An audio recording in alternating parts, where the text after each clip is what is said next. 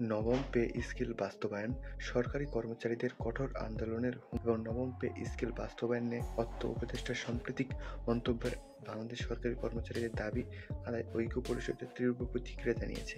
দ্রুত গেজেট প্রকাশ এবং বেতন কাঠামো সংস্কার দাবিতে সংগঠনটি এখন কঠোর আন্দোলন হুঁশিয়ারি দিয়েছে।